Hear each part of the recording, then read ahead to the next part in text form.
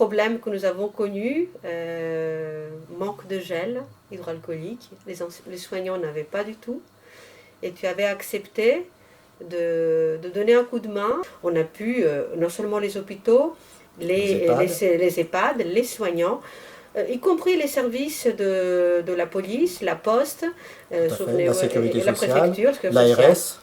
En fait, on a donné, et je dis bien donné, nous n'avons pas fait du tout payer quoi que ce soit à tout le corps, je dirais, médical et paramédical qui avait besoin de ces éléments pour pouvoir continuer de travailler. Exactement. Et c'était, je dirais, je considère que c'était un devoir de le faire, et plutôt que de rester dans son coin et de pleurnicher, on a agi grâce aussi à ton dynamisme et à ta volonté de mettre en place, de réunir toutes ces bonnes volontés qui existent sur le terrain. Il faut être concret quand il y a des problèmes. Quand on unit tout un petit peu nos différents savoir-faire et notre volonté, on s'en sort beaucoup plus vite.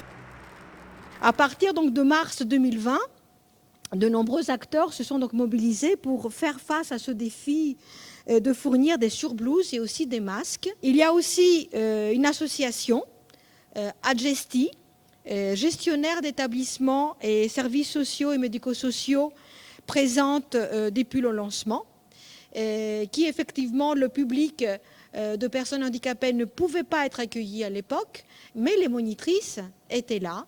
Et effectivement, elles ont prêté main forte sur la réalisation de ces surblouses, au départ en antissé et ensuite en coton.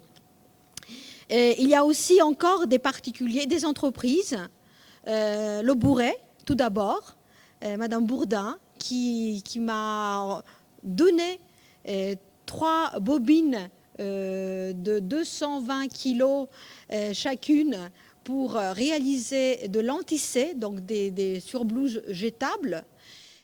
Et un matin, à 7h du matin, je suis partie, c'était le confinement. C'est ça. Et c'est là où vous m'avez demandé, voilà, il y a un état d'urgence. Bon, de toute façon, on était tous conscients qu'il y avait une urgence. Et moi, je suis contente surtout que ça a été jusqu'au bout. Parce que quand je vous ai rencontré, je sentais votre dynamisme. Mais j'avais une peur, je vous le dis, c'est que ça ne se fasse pas. Tout à fait. Donc donner quelque chose pour... que ça soit perdu. Voilà, ça me rendait un peu triste. Et du coup, le jour où j'ai eu la blouse entre les mains, c'était juste chouette parce que... voilà. Non, et vous m'avez écrit des mots pour me dire que les infirmières étaient contentes. Ah oui. L'entreprise Macosa, qui a accepté de découper les patrons, donc faire le patron, le découper, que ça soit aussi validé par les services, par les équipes de l'hôpital. Vous nous avez sollicité effectivement à ce moment-là. Et puis c'est vrai que sous votre impulsion, on s'est dit, on nous sollicite pour fabriquer quelque part de la surblouse pour l'hôpital, on va essayer.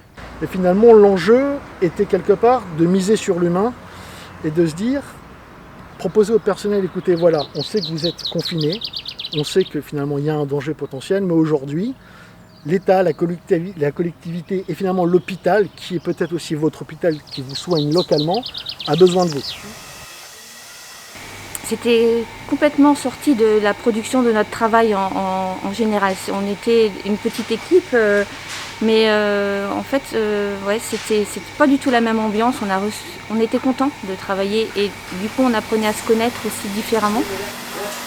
Et puis ça fait très plaisir aussi d'aider ces soignants et puis de revenir travailler sur chaîne aussi, de revoir ses anciens collègues et puis monter une cohésion de groupe qui fait qu'on participe tous à cet effort, on va dire, pour notre entreprise en premier et puis pour notre France en second, quoi. Voilà. Je crois qu'on a trop peu l'occasion finalement dans notre quotidien de se rendre utile, ou en tout cas d'avoir ce sentiment de se dire finalement ce que je fais a compté réellement et a compté d'un point de vue santé, ce qui n'est pas rien. C'est vrai que ici ça a été vécu, on a pris ça à bras le corps, on a pris ça le plus sérieusement possible et je crois qu'on a tous vécu une aventure humaine extrêmement forte. Ça nous a rapprochés et je pense même qu'on a gardé une façon de travailler de cette période qui, je l'espère, en tout cas, permettra de pérenniser aussi la structure dans les années qui viennent. Voilà. Parfait.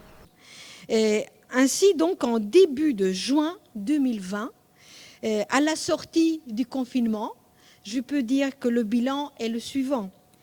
plus de 1500 surblouses qui ont été livrées donc, au centre hospitalier du Mans et une centaine de professionnels de santé. Plus de 6000 heures de travail réalisées.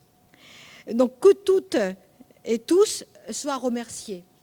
Et que vous soyez personnellement, chacune et chacun, remerciés, parce que c'est une preuve que face à l'épidémie, face à la maladie, face, je dirais, à toute difficulté qui peut surgir, finalement, on peut être aux côtés des soignants, mobilisés pour les soins aux patients et aux plus fragiles.